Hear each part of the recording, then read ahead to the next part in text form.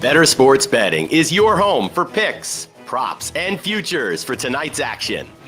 Bettor Sports Betting wants to know what picks you're playing tonight. Tell us in the live chat on YouTube, Twitter, and the Bettor Sports Network app.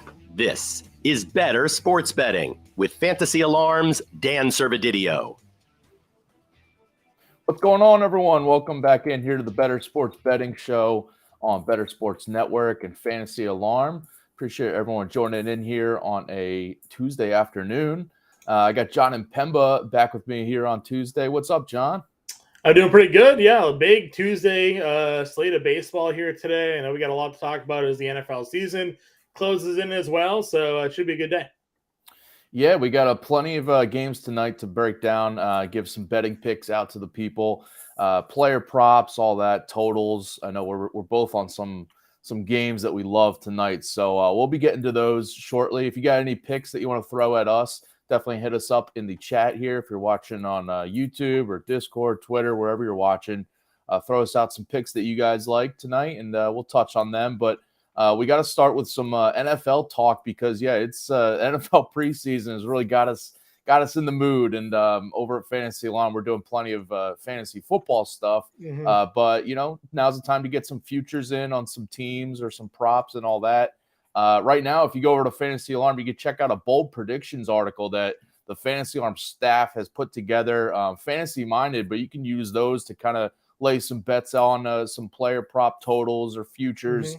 And one of the things we have at Fantasy Alarm, which has been really awesome, if you haven't checked it out already, the player debates articles that have been up, kind of going through some of the notable players that could go either way for fantasy at their ADP right now.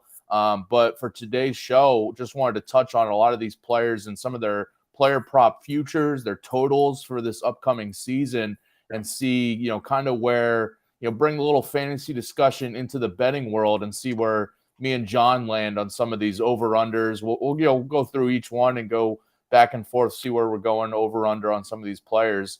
But I want to start out with Najee Harris because his article up on Fantasy Alarm went live today. So you could see where we're standing on fantasy football odds. But for his rush yards prop, 975 is the rush yards prop over on DraftKings. The over's at -105, the under at -115, as you can see there. Where are you going with this one? Because this is interesting because, this is a guy that the last 2 seasons, he's been over this line.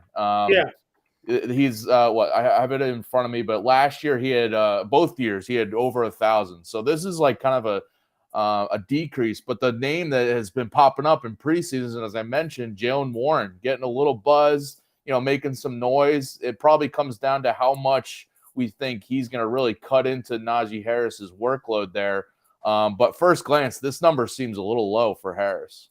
Yeah, listen, he's been a volume monster, and the offensive line got a little bit better as the second half went on, and many people are expecting the offensive line to look a little better this season as well. So I do think that there's an interesting opportunity here to take advantage of some of these low lines. And, for me, that's kind of been a trend that I've noticed here, is that it feels like Vegas is low on like a lot of these guys, especially some of the rushing totals. You and I have gone over a couple of different players at times. I know I've talked about it on the Quick Out Fantasy show I do with Andrew Cooper, where, if these guys play a full 17 games, they hit their mark. They only need to average like 55 yards a game, 40 yards a game for some of them, even a couple of them even less than that.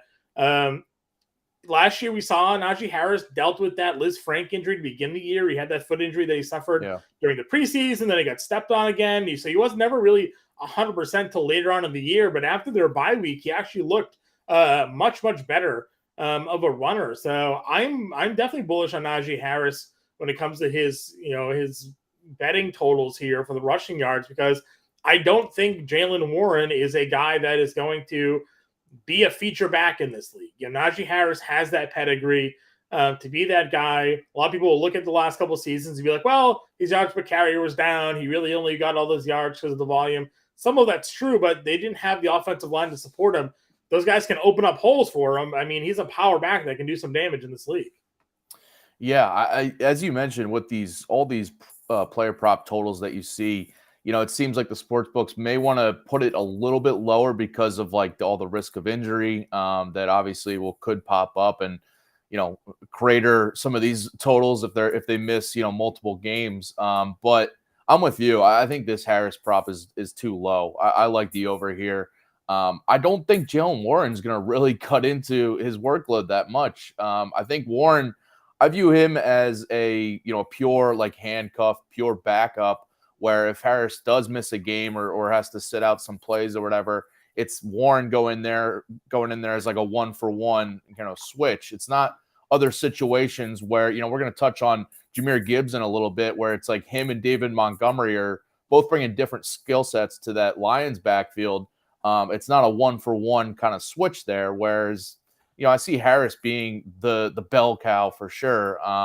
He's a solid pass catcher too. So he's going to be out there, I think, on third downs as well, whether he's running it or rushing it. But for this rush yards prop, I mean, they're going to lean on him because it's still Pickett in a young QB in this system. They're going to want to, until we see like Pickett becoming like a stud, which I don't think is going to happen this year, they're not going to want to, have him, forcing throws, forcing interceptions. And the Matt Canada offense is rather conservative anyways. It's not an offense that really pushes the ball downfield. It's built to be this game managing style with a running game, and if that offensive line improves like people think, Jaylen Warren is nice for these, quick hitter, big play games. Like, oh, look at his yards per carry and look at this and look at that. But he's facing completely different sets. It's like the Tony Pollard, Ezekiel Elliott, argument from the last couple of years. And obviously, eventually Pollard won over because Elliott just had a clear drop off here. But I don't think that's the case with Harris. But Elliott was running up against full boxes and, short yardage, whereas Pollard was coming in these, nickel situations and breaking off 20, 25-yard runs because they have like 5 quarterbacks on the field, and Jaylen Warren has those same things where like he's facing lesser fronts. So he's able to break through the line and get large chunk gains. Like, oh, look at his speed and elusiveness. We don't get that from Najee Harris. It's like, because Najee Harris has 5 linebackers and, a whole defensive line that he has to run through before he can, do anything here. So I'm with you. I don't think Jaylen Warren's a real threat to Najee Harris. That line feels a little low to me. Yeah, for what it's worth, our fantasy alarm projections over at fantasyalarm.com, if you want to look through those right now, Najee Harris, we have him at 1,027 rushing yards, so over this line. So it sounds like me and John are both going over on Najee Harris. So you can lock that one in. All right, next player here, Anthony Richardson. His passing yards prop over on DraftKings, 2,800.5 yards. The over is at -105. The under -115. Obviously, we recently got word that Richardson will be the week 1 starter for the Colts. So that obviously is good news for any props or fantasy relevance for him. But this line also seems a little low because there is the chance he doesn't play a full season because, Gardner Minshew is there with the Colts. If Richardson runs into any hiccups, needs to sit for a game or two. Also, there is some injury risk because he is like a dual threat guy. He could get banged up. But this line is at 2,800.5 passing yards. You going over or under for Richardson? The fantasy community actually, if you go across, not just, our projections, but kind of projections across the industry, a lot of people have him going over this total here. Now, it's not a lot over. His passing yardage I've seen set anywhere from 3,000 to 3,200 yards. Yeah. So it's certainly, fringy there if he doesn't end up playing the full 17 games or he's a worse passer than many people already think he kind of is. But, it's difficult not to throw for 3,000 yards as an every game, 17-game quarterback here. So I would take the over.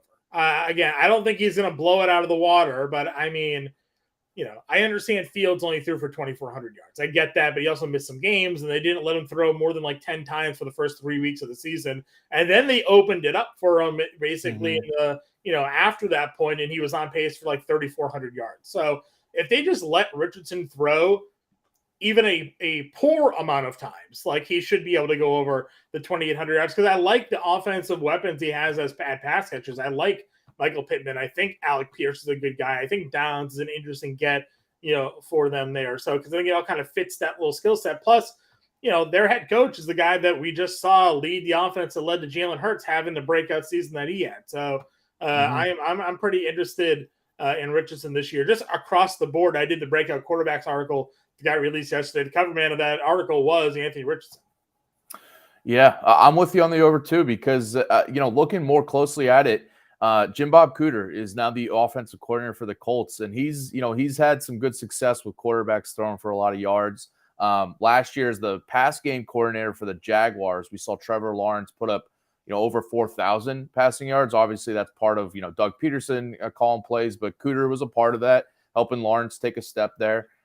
When he was the offensive coordinator previously for the Lions with Matthew Stafford, we had Stafford going for, over this line in each season, well over it, 3,500 to 4,500 yards in those seasons with Jim Bob Cooter there. So I think that aspect, and as you mentioned, he's got a lot of weapons there. I know Minshew, and I've mentioned this before on the show that, Minshew being a veteran quarterback presence there is maybe a little risky for Richardson. You're looking at his props or for fantasy, but I also have the feeling that the Colts, may just want to leave him in there, go through growing pains in this season as a starter, because this is a guy, if you paid attention in college at Florida, he didn't get a lot of starting experience at Florida. It was basically just last season where, he was raw. His passing skills are raw. So I feel like maybe they want to throw him out there if he is healthy for a full season. So, the projections all have him, barely over this, basically a difference between 1 or 2 games if he does miss any time, but or gets benched. But I don't think he's going to get benched, honestly. I feel like it's going to be Richardson just, going through growing pains. Yeah, but the Colts can't have an expectation of winning this year, right? Well, that's the other thing. They're going to be trailing in a lot of games. I feel like Richardson's going to be throwing a ton either way. So yeah, exactly. So to the point of just like letting him play though as well, like there's no reason to start him, then take him out. We saw that with Miami with Tua a few years ago, where all of a sudden they were like winning games, and Brian Flores is like, oh well, we're kind of like semi in the playoff hunt, so like maybe we don't start Tua all the time. And then they were like playing Teddy Bridgewater, and everybody was confused about it. It's like, just commit. Either play the young kid and let him develop, or try to make the playoffs and start the veteran. With Gardner Minshew there, the Colts are making a decision. We're going to go at Richardson. But if they start 0-4, 0-5, you don't just switch to Gardner Minshew. What's the point of that? Let the kid play it up, So, yeah. All right, next guy we got is DJ Moore, new Bears wide receiver. His receiving yards prop at 800.5 receiving yards over on DraftKings. The over is at -125. The under at +105. This is a guy that had 888 receiving yards last year, had 1,100 2 years ago. So this line seems a little low as well, just compared to what he's done the last 2 years. But, he goes to a Bears offense that is more run focused for sure than what Carolina was. Last year, looking back, I didn't realize what the general, overall stats were, but no Bears pass catcher had more than 600 receiving yards. And the team leader was their tight end, Cole Kmet, who had, just under 600 receiving yards. But obviously no receiver was threatening this 800 receiving yards line that we see DJ Moore at. Our Fantasy Alarm projections have him at 1,100 receiving yards. So that is well over this line. Where are you going with DJ Moore? I'm going over. I mean, listen, Darnell Mooney 2 years ago had 1,000 yards, and then Darnell Mooney got hurt last year and had 400 and whatever. So I think that Fields is good enough to support one wide receiver at a wide receiver one level. And DJ Moore seemingly should be that guy this year. What I like about DJ Moore as well is that he is a guy that can take a short pass, as we saw in the preseason, and take it 60 yards, right? He's that kind of playmaker. He's not just a plodding wide receiver, possession guy. He can go out there and make some plays and be an exciting guy. And defenses and secondary guys especially, they have to worry about Justin Fields taking off. And when that happens, sometimes you let a wide receiver slip by you or get a little bit more open space because you're worried about cheating up on the quarterback there. So I'm bullish on Fields in general. I think what we saw last year, we're just going to see him take a little bit of a step forward throwing the football. They got him a little bit of a better offensive line. They got him a legitimate number one wide receiver in DJ Moore now.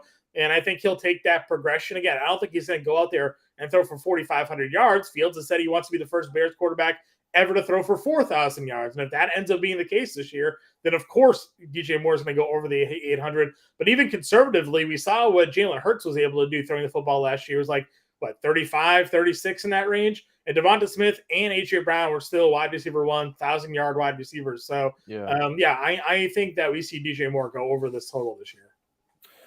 I'm on barely the under here. And it's tough because I love DJ Moore as a talent here. And I really like Fields as well. I think this offense can be really fun to watch. But I just look at what the Bears have.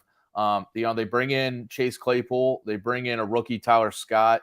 They still have Darnell Mooney there, and they still have Cole Kmet there. I think it's a lot of competition for, like you were saying, DJ Moore to be, a true number one. He's going to be the number one receiver, but you need Claypool to get on the field. Like, that'd be nice. You got to see what that guy even has. Yeah. True. But I also see them being just still a run-focused offense. Even though they got rid of David Montgomery, they still have, Herbert there. They got Fields who's going to be running. They bring in Deontay Foreman and Rashawn Johnson as well. Just, a lot of competition overall for touches, whether it's in the run game or the pass game. So I'm on barely the under here, but it scares me because I love DJ Moore. I've taken him in fantasy as well. So, but maybe the slight under here. All right, Kyle Pitts. We're going with his receiving touchdowns for this prop. 4.5 is the line over on DraftKings. Over is plus 100. Under is minus 120. Infamously, if you draft this guy in fantasy or if you bet on him in futures props, only 2 receiving touchdowns last year or 2 years ago, and only 1 receiving touchdown last year. So obviously this is a step up for him to get to this line. But it's only 5 to get the over. So it seems low, but where are you going?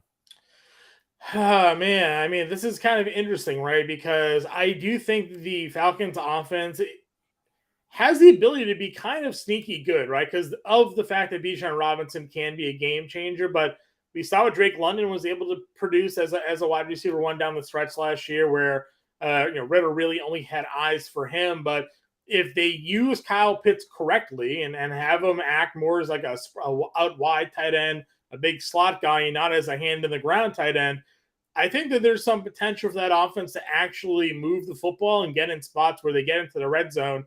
Defenses are so worried about stopping Bijan that tight end does kind of slip through there. So quarterback play is going to play a big part in whether or not the Atlanta offense does anything. But I think behind Ritter is actually kind of interesting as well. Like, I think Heineke's actually an interesting quarterback. And if that change ends up happening because Ritter doesn't have it, I'm a little bit more intrigued and think that passing offense is actually going to be potentially better. So I would take the over and see if the talent kind of wins out here. Because, I mean, London, Pitts, and Bijan, a lot of draft capital the last 3 years, top 10 picks, big spends.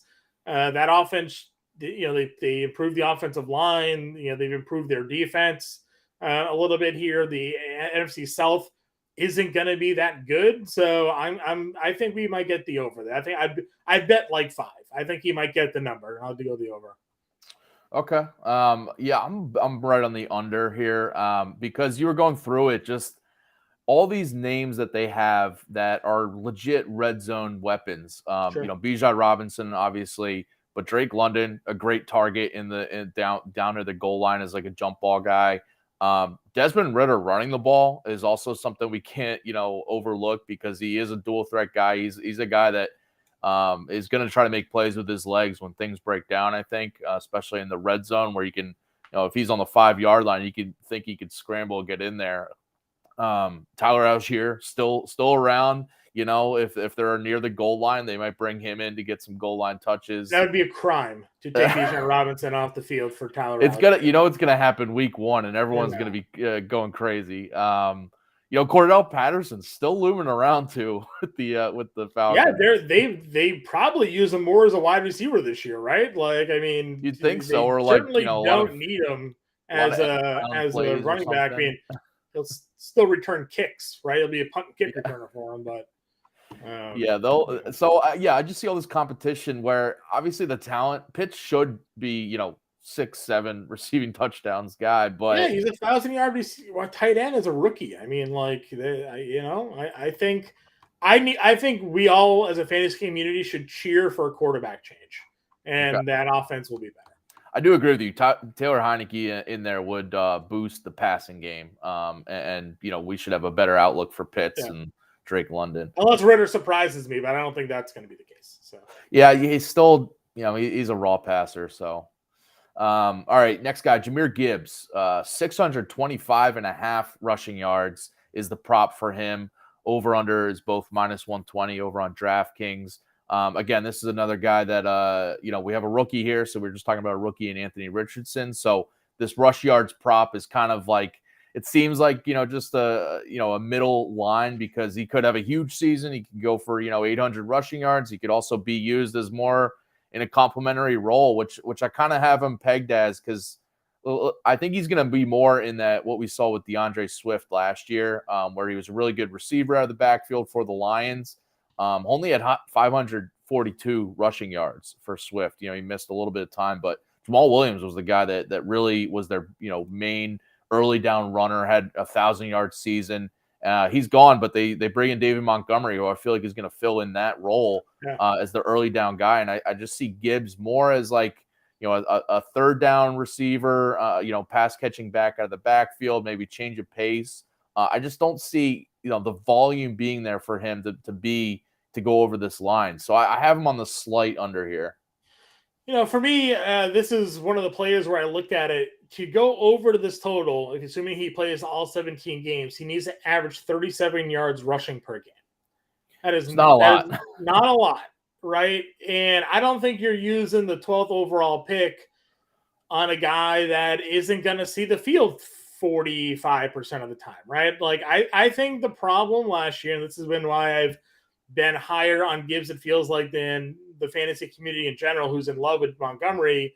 DeAndre Swift is fragile. He was hurt. They couldn't rely on him, and they had to use Jamal Williams. And then Jamal Williams just rewarded the team with the best season of his career. I mean, like, no doubt about it. Broke out. He was a great runner up and down between the 20s and the red zone, all those things. But it's because every time they would bring DeAndre Swift back, he would almost immediately get hurt. So they had to limit his touches to that like 30% and under, third down, passing downs, and all of those things. Now, Gibbs obviously profiles more as a change of pace, pass catching type running back 100%. But, a lot of people will point to the contract that they gave David Montgomery, but they signed David Montgomery before the draft. So, like, they wanted to make sure they had a running back in place, knowing that they needed to replace Jamal Williams, knowing that DeAndre Swift was an injury case. And then they went through their draft process and realized, you know what? Jahmyr Gibbs is our guy. We'll replace Swift with Gibbs. And they kind of slotted him in there. So I'm not fully convinced that, like, Montgomery's in there to be an 80% of the snap share guy, 70% of the snap share guy.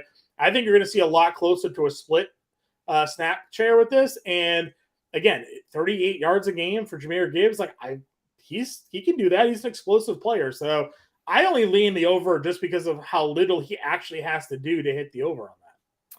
Yeah, and for what it's worth, our fantasy alarm projections, 952 rushing yards for Jahmyr Gibbs. That'd be great. Probably, I'd look more like Alvin Kamara's like rookie year. What do you have, like 700 yards and rushing? And I was just looking him up because obviously maybe they look similar with the hair and all that, but I do think these guys, Gibbs and Kamara, have very similar skill sets. And coming out of college for Kamara, he had 728 rushing yards in his rookie season. But also a guy that, he's never had a 1,000-yard rushing season. So I think that projection, that 952 is high for Gibbs, but I might be talked into the over. I take the under, but I mean, that's still an RB. Alvin Kamara's been an RB1 for forever. I think you just talked me into the over here, by the way. I'm flipping. Thanks. All right, so we're on board with Gibbs here. All right, last player, then we'll get to some baseball picks for tonight.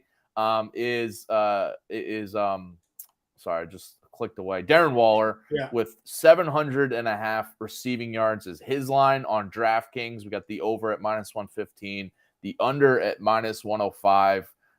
Really interesting line because he's going to a Giants team that Darius Slayton led the Giants last year with 724 receiving yards, but no one else had more than 600.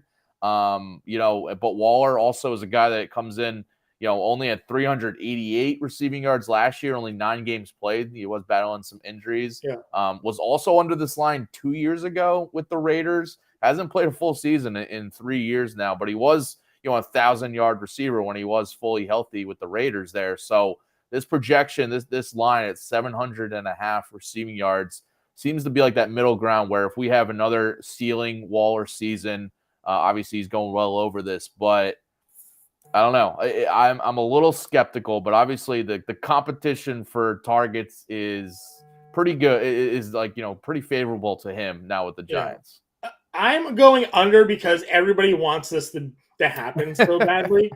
I was talking to James Grande yesterday actually about this because in the preseason game the other day, it was like the first 4 throws Daniel Jones threw was all to Darren Waller. And then he was telling me that during their scrimmage, they actually had to take Darren Waller off the field because Daniel Jones was only throwing to Darren Waller. They're all right, we need you to throw to other players here, right? So they took Waller off the field so he would throw to his other wide receivers. Now, that could just be the fact that Darren Waller's healthy and he's a matchup nightmare for anybody trying to cover him when that's the case. So he's just open. Tom Brady threw to Rob Gronkowski all the time because he was open. Mahomes throws to Travis Kelce all the time because he's open. So if Darren Waller's open, you would want Daniel Jones to throw him the football. That ends up being the case. But like you mentioned, there's everybody's so high on this move. There's so few obvious competition for targets to Darren Waller that it feels like the over would be a hit. 700 yards is a lot of yards for a tight end, though. It is. Not many guys hit that threshold there. And when they do, they're Travis Kelce or they're Mark Andrews or TJ Hawkinson last year, right? Like it's a tough number as a tight end to achieve. So I'm going to lean the under. If it went over, it wouldn't shock me, but I'm going to lean under here on Darren Waller. Yeah, me too. And I think this is one where obviously with all these props and futures, you kind of have to have an injury possibility in your back of your mind when betting these. But with Waller, the injury risk is something you have to bake in. It's just the last. He hasn't been fully healthy in 3 seasons now, and I think that's something where when he's out there, he could be a beast. He could get 9-10 catches a game with the Giants, but I do wonder if he's just playing another half season or something. So yeah, I'm on the under 2 with Waller. I think that the view, the kind of overall view of him is a little too high for my taste. So I'll lean under 2 with him. Again, these are all players that have been written about over at fantasyalarm.com. So check out all of our player debate articles that have been going live. We got more coming on some other receivers and running backs, quarterbacks, all that good stuff. So go check that out over Fantasy Alarm. And of course, if you haven't already, go check out the draft guide, Fantasy Alarm, Fantasy Football Draft Guide, and the cheat sheet right now over at Fantasy Alarm. You can get those for free if you get the 7-day free trial for the All-Pro subscription. All right, let's flip gears, talk some baseball here. We got plenty of games to get to tonight, so let's get to our best bets and betting picks for tonight. So what is your top pick tonight, John? Yeah, I'm going Twins Brewers over 8.5 runs. You're getting even money that over on DraftKings Sportsbook plus 100. Looking at matchup, Bailey Ober on the mound for the Twins, Wade Miley on the mound for the Brewers here. Bailey Ober's really struggled his last 4 or 5 starts. And Milwaukee's offense is kind of starting to click a little bit more, especially against right-handed pitching. Seen Carlos Santana start to hit for some power. We know Willie Adames hits for home runs against right-handed pitching, Christian Yelich, Sal Frelick. So for me, the Brewers that are in a good spot against Ober, but conversely, go look at the Twins numbers against left-handed pitching of late. They've been absolutely smashing them. Polanco's back in that lineup. Correa is hitting the ball really well for them. even some of their lefties have hit for some power against left-handed pitching. Kepler's homered off lefties recently here. Ryan Jeffers, their catcher, is a guy that's really good against left-handed pitching. So to me, I think the 8.5 runs is where I'm leaning at given the odds we're getting on DraftKings tonight. Yeah, I like that one a lot because I almost went with the Twins team total over because I really like that offense, as you mentioned, against lefties right now. And Wade Miley's a guy that is kind of pitching over his ceiling right now. He's got some underlying metrics that suggest some regression. So, I definitely like the Twins side of that. But, yeah, the full game over is probably for sure in play. All right, my best bet is Justin Verlander under 5.5 strikeouts. I got it plus 110 at BetMGM right now.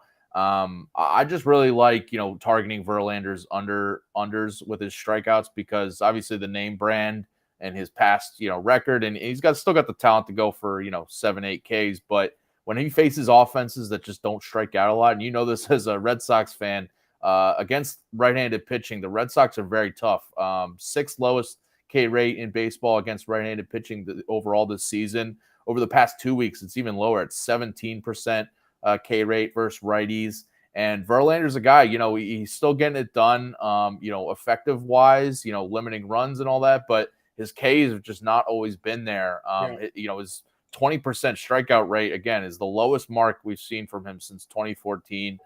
He's been under this line, under 5.5 in 3 of his last 4 starts and 11 of 19 overall starts this season.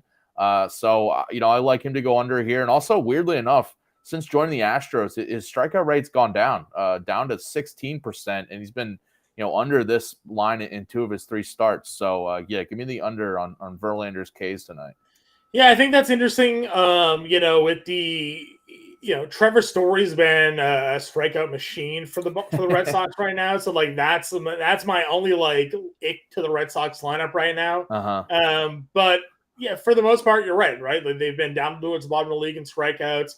Casas was there for a little bit with a 30% strikeout rate, but since the All-Star break, he's kind of honed it in a little bit more. Yoshida is one of the hardest guys in baseball to strike out. So I don't hate it. Like you said, Verlander not exactly missing bats like he once was. And, if he can really just, avoid Story maybe going 0 for 4 strikeouts tonight, I think he'll probably be okay with the Verlander spot. That's as long as no one else strikes out besides Story, I'm good with it. Yeah. Sure. All right. What else you got rolling tonight? For me, when it comes to another play that I like here, is just sort of sticking to that game. I think Yelich going over the 1.5 hits, runs, and RBIs today against Ober feels like a good spot. He's going to lead off for that team. He can get on, he can steal second, he can get knocked in right away, and we cash in the first inning. That's what I'm hoping for with this play today. Yeah, love it. You got another pick on this game too, right? Because you're going full over. I doubled it up. And actually, over on Prize Picks, they have combo plays. So I did. So I have Yelich over the 1.5 RBI hits, runs, and RBIs. Correa over the 1.5 hits, RBIs, and then Prize Picks, I did over 3.5 combined hits, runs, and RBIs for Yelich and Correa here today. So. That's what I got going on across the board when it comes to plays today in this game. Yeah, and I noticed you got Correa and the Twins as your cover picks for the MLB DFS playbook too. That is up right now. So Team Minnesota here today over at MLB DFS in Betting Land. Well, like I said, I like that matchup against Wade Miley, so I'm with you. Mm-hmm. All right, I'm going with. I'll give you some Orioles picks. Let's go to the Orioles section of my picks here because I'm going with Baltimore's money line for sure, -116 on FanDuel. And this is mostly, Mark Pitts says shocker. I think is he talking about me because I've backed the Orioles a lot, and especially with Grayson Rodriguez on the mound because I'm very high on him right now. And he's turned it around since blowing up early in the season. Since the All-Star break when he rejoined the Orioles rotation, he's got a 3.03 ERA, a 2.96 FIP, just a 195 batting average against in the 6 starts since the break. And the Blue Jays offense, they're just better against lefties than righties overall this season. Yeah. Over the past 2 weeks against right-handed pitching, just a 290 WOBA, ranking the bottom tier in a lot of categories against right-handed pitching. I like Rodriguez here. He faced Toronto earlier this month. He gave up 3 runs over 5 2/3, but only allowed 2 hits in that matchup. Struck out 6 too. So I like that he has that confidence of just facing them and limiting the damage there. But the other side, it's Yusei Kikuchi for Toronto. He's been red hot. Listen, I understand it. He's got a 1.29 ERA since the All-Star break. Hasn't given up more than 1 earned run in like 6 straight starts. Yeah. So, I'm expecting that to end today. All right. I just expect some regression, and it's going to come against an Orioles offense that's really good against left-handed pitching all season. Since over the past 2 weeks, a 377 WOBA, 268 ISO in this split for them. And if there was a matchup for Kikuchi to get a little cold, a little shakier start, I think it's coming here. In his career against the Orioles, by the way, a 5.40 ERA in this matchup. He's never pitched this well before. So no, this is his ceiling right now. So now's the time to kind of go against them. And adding on to that, I got a couple player props just with the Orioles because I really like their offense today. Going with both Adley Rutschman and Ryan Mountcastle over their hits, runs, RBIs. Rutschman, really good. From switch hitter, but he's really good from the right side, hitting against left-handed pitching. Got good career numbers against Kikuchi as well. And he's been over this prop in 11 of 18 games in the month of August. So he's hitting well right now. And then Mountcastle, whenever he's playing the Blue Jays, I got to hammer his props because 344 career batting average against Toronto, 15 homers in 49 career games against the Blue Jays. He's got that nickname, the Blue Jay Killer, because he just gets it done. Yeah. Great BVP numbers against Kikuchi as well, if you want to look at that. He ripped them up when they were in Toronto like a month ago. He had he had like the 9-hit in 3 games or something like that. Just insane. Yeah, and by the way, against lefties, I mean, this is a guy we always like to target against lefties. 356 batting average, 456 WOBA, and 356 ISO against left-handed pitching. Just hammers lefties. So yeah, give me Mountcastle and Rutschman to lead the Orioles to the victory here. You and Colby Conway on the opposite sides of this game. His prize picks video he put out, Kikuchi over 30.5 fantasy score today. So we'll no, I don't think it's coming. I don't think so. We'll see which way that goes here. Mark's comment was more likely towards me with the Minnesota Twins because the DFS show, we are always touting there you go. the Minnesota Twins here. Michael in chat, Carlos Rodon under 5.5 strikeouts. Braves first 5 money line or run line there. Run line. So, and the Dodgers full game run line. Run line. I'll give out my Carlos Rodon pick because I'm on the under 5.5 strikeouts. So me and Michael are lockstep with this one. I really like the under for him here. Minus 138 on FanDuel is what I got it at. But Rodon, listen, he's coming back from a strained hamstring. This is his first start in a couple weeks, which obviously I think first glance is like the Yankees are going to want to be a little hesitant, a little careful with him if he shows any, rustiness early or just kind of limit his pitch count overall, I think. But besides that, he's just not been the shutdown guy, from his breakout season, last year and the year before. And he's got the Nats tonight, which John, you and I have been betting on the Nats when, especially with their strikeouts, because they do not strike out a lot. And especially against left-handed pitching, all season, they have just an 18% K rate, which is just below the Astros for the lowest in the league. Over the past 2 weeks, it's even lower at 16% strikeout rate versus lefties. And Rodon, listen, even before this injury, he's got a 7.33 ERA this year. He's only got a 20% strikeout this year. It's a huge decrease from what he was last year.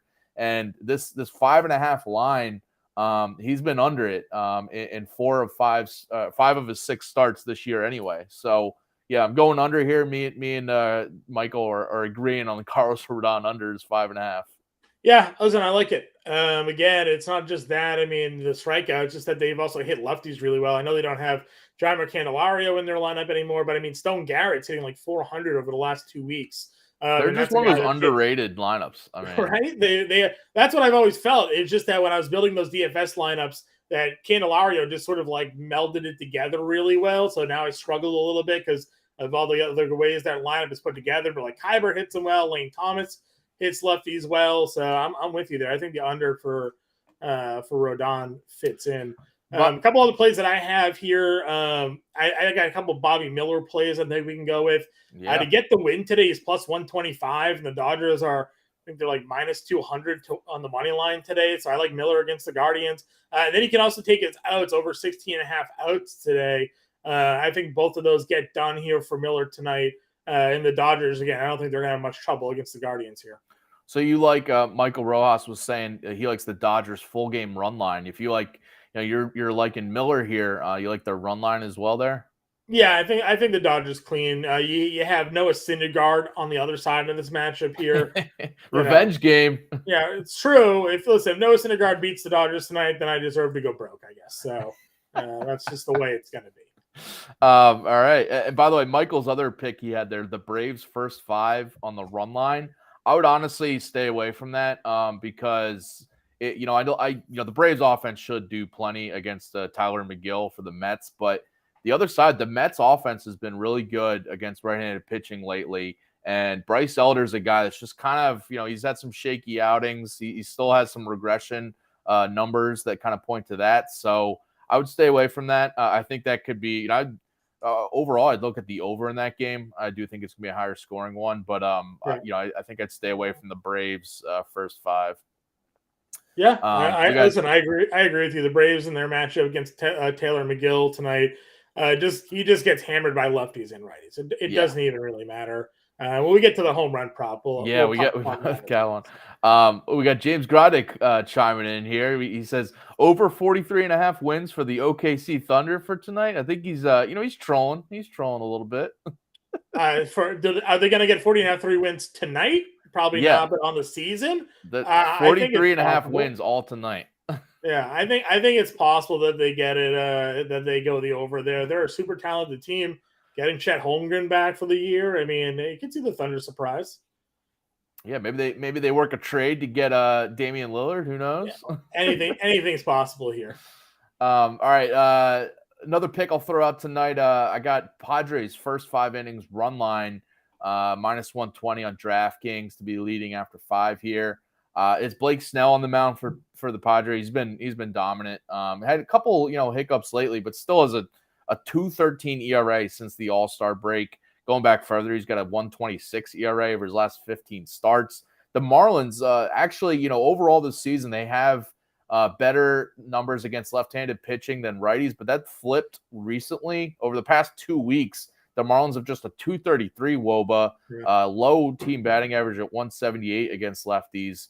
So, kind of the splits have been opposite here. They're all about power, really. Berger, and Soler and that group there. A lot of power against left-handed pitching, but a lot of swing and miss lately, for sure. Yeah, and the other side, Jesus Luzardo has been rough lately. 7.39 ERA since the break, and he's allowed 4 runs allowed in 4 straight starts. And the Padres, top 5 offense against lefties this year, and better lately, 370 WOBA against left-handers over the past 2 weeks. So, yeah, give me the Padres in the first 5. I like it. We were myself and Grande last night. We were all ears when it came to the Padres. I had the Weathers over 2.5 earned runs on Prize Picks, and we both had 100% Ha-Seong Kim, who hit the grand slam to do the good things for us. Love that. Last night. A couple more picks for me, just kind of close out my top plays. I like Zach Little here over 15.5 outs.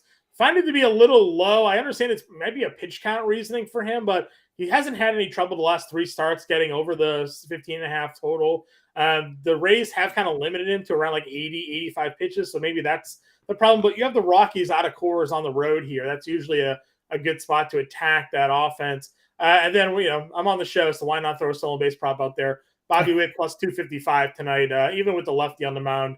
That new stolen base rule where they can only pick off attempt twice. It's easy for him to go. I think Witt gets a base tonight. Yeah, I like that. And the A's, I think, are rolling with like a bullpen game. So yeah. Should be plenty of opportunities for him to steal a bag. Love that. All right, let's get out some home run calls for tonight and get to our daily dingers. And that baby is gone. Now that's a dinger. That's a dang. We got Mark Pitts chiming in saying Witt can't steal if he's busy hitting bombs. So True. maybe he's got Bobby Witt as his daily dinger tonight. Good, he might. For me, I got Austin Riley here.